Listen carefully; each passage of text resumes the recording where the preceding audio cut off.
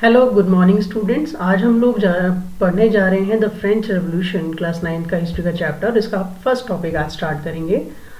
तो सबसे पहले हम लोग देखेंगे कि ये जो चैप्टर है वो स्टार्ट होता है। सबसे पहले जो आपकी लाइन है, on the morning of 14 July 1789 the city of Paris was in the state of alarm. मतलब सिचुएशन ऐसी है जहाँ पर लोग बहुत ज़्यादा कन्फ्यूज्ड हैं, उनको कुछ पता नहीं क्या करना क्या नहीं करना, सिटी में क्या हो रहा है, एक असमंजस की स्थिति लोगों के अंदर है। Several hundred people march towards the eastern part of the Paris city, यानी पेरिस जो सिटी है, कैपिटल है कहाँ की, फ्रांस की, and stormed the fortress prison of Bastille, और तोड़ दिया है उन्होंने पूरी तरीके से किसको बेटा, बेस्टल के प्रिजन को। अब हमें समझना ये है कि बेस्टल प्रिजन को तोड़ा क्यों, क्या रीज़न था, क्योंकि लोगों के अंदर इतना गुस्सा है राजा के अगेंस्ट और वो उससे लड़ना चाहते हैं, उसकी आर्मी से लड़ना चाहते हैं, तो उन्हें क्या चाहिए, वेपन्स चाहिए, एम्यूनिशंस। ठीक है, तो यहाँ पर एम्यूनिशन का मतलब क्या है, weapons. So these weapons are very important to fight against this army.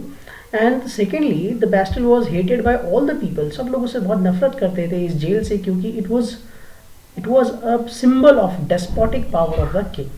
ठीक है, और ये जो ब्रेक हुआ, जो स्टॉर्मिंग हुई है किसकी, बेस्टल प्रिजन की, किस दिन, 14 जुलाई 1789 को। यही है एक लंबे इवेंट की शुरुआत, जिसे हम कहते हैं द फ्रेंच रेवोल्यूशन। तो फ्रेंच रेवोल्यूशन अक्सर बच्चे गलती करते हैं कि कब हुआ, 14 जुलाई 1789 को उसकी शुरुआत हुई है। ठीक है बेटा, तो कब हुए, which event mark the beginning of the French revolution, the 14 July 1789, the storming of the prison of Bastille. हम देखते हैं सबसे पहला जो टॉपिक है, French society during the late 18th century, या इसको हम कह सकते हैं causes of the French revolution as well. तो हम इसमें 5 एस्पेक्ट को अच्छे से पढ़ेंगे। सबसे पहले इकोनॉमिक क्राइसिस, सोशल कंडीशंस क्या हैं, then subsistence crisis, middle class and the role of philosophers. तो ये 5 हमारे मेन कॉजेज होंगे। ठीक है, सबसे पहले देखते हैं हम इकोनॉमिक क्राइसिस को। 1777 में जब लुई 16 बॉर्बन डायनेस्टी का जो था वो फ्रांस का राजा बना, तो उसने देखा कि द ट्रेजर वॉज एम्प्टी, यानी उसका जो खजाना था वो बिल्कुल खाली था। अब खजाना क्यों खाली था, सबसे पहला रीज़न क्या है इसका, लॉन्ग ईयर्स ऑफ वॉर।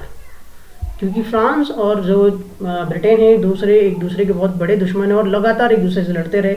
इस लड़ाई की वजह से उनका बहुत सारा धन, बहुत सारा पैसा जो है वो खर्च हुआ। तो लंबे लंबे वॉर्स इन लोगों ने आपस में लड़े, इसलिए फ्रांस को काफ़ी नुकसान हुआ। इसके अलावा एक्स्ट्रावेगेंट कोर्ट, इस वर्ड को हमेशा याद रखेंगे हम, एक्स्ट्रावेगेंट लग्जरियस लाइफ जी रहे हैं ये राजा और रानी और जो रॉयल फैमिली है, कहाँ पर, in the palace of Versailles के किले में, और बहुत ही अच्छी लाइफ है और जहाँ बहुत ज़्यादा फिजूल खर्चा होता है। ठीक है, तो दोनों की वजह से पहले से यहाँ पर क्या है, इनके जो इकोनॉमिक सोर्सेज हैं वो ड्रेन हो चुके हैं। लेकिन जो लुई 16 राजा बनने के बाद इसने एक और बेवकूफ़ी क्या की कि इसने अमेरिका की आज़ादी के लिए, यानी अमेरिका इस समय ब्रिटेन से अपनी आज़ादी के लिए लड़ रहा था, उस वॉर में भी ब्रिटेन के खिलाफ ये लड़ने लगा। तो आपने देखा कि पहले से ही उसका इकोनॉमिक क्राइसिस आ रहा था देश के अंदर, इसने एक और रीज़न उसमें ऐड कर दिया। तो ये 3 मेन रीज़न है किसके लिए, इकोनॉमिक क्राइसिस की वजह से। अगला हम देखते हैं इसकी सोशल कंडीशन के बारे में।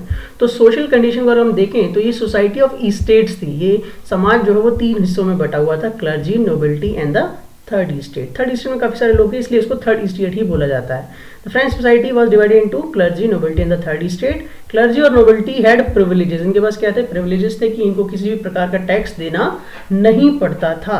यानी ये पैसे वाले थे, वेल्दी थे, पावरफुल लोग थे, लेकिन इनसे किसी भी तरीके का टैक्स नहीं लिया जाता। Member of the third estate paid all the taxes, जबकि जो थर्ड इस्टेट के लोग हैं वही सारा टैक्स पे किया करते थे। तो टैक्सेस अलग अलग तरीके के थे। Taille was the tax paid to the government, जो सरकार को टैक्स देते थे वो टाइले था। Tithe was the tax paid to the church, और चर्च भी टैक्स लेता था लोगों से, इसका नाम था टेथे। यानी किसी की डेथ होनी, कोई एनिवर्सरी है, कोई भी फेस्टिवल, तो उस पर वो लोगों से टैक्स लिया करते थे हर काम के लिए, उसे बोलते थे tithe. Peasant had to provide free service, और जो बड़े बड़े नोबल्स थे उनके खेतों में, यानी जो नोबलिटी है, लैंडलॉर्ड्स हैं, उनके खेतों में उन्हें फ्री सर्विस भी करनी पड़ती थी। तो ये जो सिस्टम हमने देखा ऊपर, जो फ्रांस की सोसाइटी और जो इकोनॉमी है, जो इंस्टीट्यूशन है, उसे हम बोलते हैं old regime. The term old regime is usually used to describe the society and institution of France before 1789। तो हमने देखी सोशल कंडीशन बहुत खराब है। अब देखते हैं अगला, इसके अलावा नेक्स्ट थर्ड है हमारा सब्सिस्टेंस क्राइसिस। अब सब्सिस्टेंस क्राइसिस को समझने की कोशिश करते हैं। Subsistence crisis is an extreme situation, normal situation नहीं, extreme situation where the basic means of livelihood are endangered. Endangered मतलब बिल्कुल खत्म होने के कगार पे हैं, जहाँ पर आप अपने जीवन जीने के लिए जो बेसिक नीड्स है उनको भी अरेंज नहीं कर पा रहे। बहुत ज़्यादा फ्रॉस्ट की वजह से वहाँ पर क्या हुआ, बैड हार्वेस्ट, खराब हो गई फसल, खराब हो गई फसल, खराब हो गई तो क्या होगा, शॉर्टेज ऑफ फूड होगा ड्यू टू क्रॉप फेलियर। फिर जब शॉर्टेज होगी किसी भी चीज़ की तो सोचो बेटा डिमांड क्या हो, उसके डिमांड बढ़ी तो प्राइसेस कम हो जाएंगे।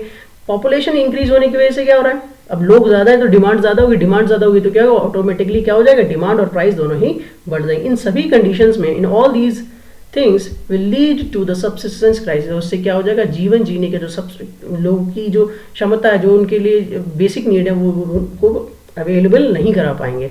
और जो गवर्नमेंट है वो बिल्कुल निश्चिंत है, उसे इससे कोई मतलब नहीं, the government was not doing anything to solve this problem. तो मैंने यहाँ पर एक डायग्राम की हेल्प से आपको बनाया है, bad harvest, shortage of food, increase in price, poorest can no longer buy the bread, bread यानी वहाँ पर खाना जो है, और इससे होता है सबसिस्टेंस क्राइसिस। नेक्स्ट है the rise of middle class. अब 18वीं सेंचुरी में हम देखते हैं कि वहाँ पर जो थर्ड स्टेट है उसमें से कुछ लोग जो है पढ़े लिखे, वेल्दी और पैसे वाले, वो एक कंस्टिट्यूट करते हैं कोई नई एक मिडिल क्लास का इमरजेंस होता है। और ये मिडिल क्लास वेल्दी है और ये एजुकेटेड भी है। इसके अंदर आप देखेंगे, इसके अंदर प्रोफेशनल्स हैं। प्रोफेशनल्स कैसे, lawyers, administrator, official, teachers, doctors, इस तरीके के लोग हैं, फिलोसफर्स। तो ये लोग जो हैं वो पढ़े लिखे हैं, किसके हिस्से हैं ये सारे, थर्ड स्टेट के हिस्से। और ये क्या चाहते हैं, all of these were educated and believed that no group in society should be privileged by birth. किसी को बाय बर्थ प्रिविलेज नहीं मिलना चाहिए, rather a person social position must depend on his merit. यानी उसकी क्या काबिलियत है, जो उसकी मेरिट है उसके हिसाब से ही उसको समाज में इज्जत या सम्मान मिलना चाहिए। Their ideas envisaging a society based on the freedom and the equal laws and opportunities for all। तो ये क्या चाहते थे कि फ्रीडम हो, इक्वल लॉज हो, अपॉर्चुनिटी फॉर ऑल हो, जो कि एक रिवोल्यूशनरी आइडिया है। ठीक है, अब इसमें इनको इंस्पायर किसने किया, अब देखिए रोल ऑफ फिलोसोफर क्या है। यहाँ पे मेन 3 हमारे पास फिलोसोफर हैं फ्रेंच रिवोल्यूशन के समय, John Locke, Rousseau and Montesquieu. देखते हैं John Locke in his book two treaties of the government. हमेशा याद रखना है बेटा, ये बुक के नाम पूछ लेते हैं आपसे। John Locke in his book the two treaties of government refuse the idea of the divine and absolute right of the king. इसमें क्या वाला, पहले क्या होता था, पहले समय में कि राजा जो है अपने आप को भगवान बनाता था, भगवान, और लोग उसको अपोज नहीं कर पाते, लोग तो या तो भगवान का रूप। लेकिन उन्होंने बोला कि ये कोई भगवान नहीं है, he is a common person like us, और हम इसके खिलाफ बोल सकते हैं। अगला जो है वो रूसो मेन इंपॉर्टेंट है। रूसो ने उनकी बुक द सोशल कॉन्ट्रैक्ट में क्या बोला, that the government is the contract between the citizen and the king. Government क्या है, एक कॉन्ट्रैक्ट है। जैसे हम सिटीजन जो है वो सरकार को क्या देते हैं, टैक्स देते हैं। तो सरकार की रिस्पॉन्सिबिलिटी क्या है कि वो हमें सुरक्षा दे, हमारी प्रॉब्लम को सॉल्व करे, जबकि ऐसा नहीं हो रहा है। और सर इसके लिए जब ऐसा कॉन्ट्रैक्ट वो तोड़ रहे हैं तो इसलिए हम सरकार को हटा सकते हैं। ये भी एक रिवोल्यूशनरी आइडिया। अब अगर देखिए Montesquieu in his book the spirit of the laws argued that the power should always be divided into legislature, executive and judicial. उन्होंने कहा कि पावर सिर्फ पहले क्या होता था, एब्सोल्यूट मोनार्क, वहां पर क्या है, सारी पावर किसके हाथ में, किंग के हाथ में। लेकिन मोंटेस ने आइडिया दिया कि पावर एक व्यक्ति के हाथ में ना होकर क्या होना चाहिए, इसको डिवाइड करना चाहिए। किसमें, लेजिस्लेचर हम पढ़ते हैं ना, पार्लियामेंट, एग्जीक्यूटिव जो भी हमारे प्राइम मिनिस्टर, प्रेसिडेंट होते हैं, और जुडिशरी, जज, कोर्ट। तो इसमें डिवीजन होगा अगर पावर का, तो क्या होगा, इससे फायदा ये होगा कि कोई भी व्यक्ति जो है अपनी पावर का गलत इस्तेमाल नहीं कर पाएगा। और these ideas inspired the people for the revolution. तो आपने देखा ये 5 मेन कॉजेज थे किसके, फ्रेंच रेवोल्यूशन के।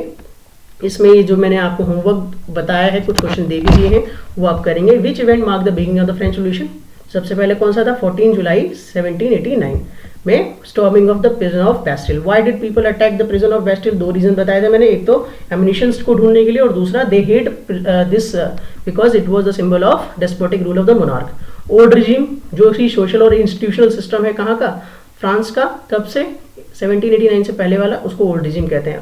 Ascending the throne Louis found the treasure empty, why was this, तो इसमें मैंने आपको 3 रीजन बताए थे, इकोनॉमिक क्राइसिस वाले तीनों पॉइंट आ जाएंगे इसमें। Social division, clergy, nobility and third state, ये आपको एक्सप्लेन करना है नेक्स्ट क्वेश्चन में। सबसिस्टेंस क्राइसिस के डेफिनेशन और फिर इसके रीजन आपको बताने हैं कि कैसे क्रॉप फेलियर है, डिमांड बढ़ रही है, प्राइसेस बढ़ रहे हैं, ठीक है, पॉपुलेशन बढ़ने की वजह से भी डिमांड बढ़ रही है और प्राइसेस बढ़ रहे हैं, दोनों ही कारण से क्या हो रहा है, सबसिस्टेंस क्राइसिस आ रहा है। तो ये आप समझाएंगे।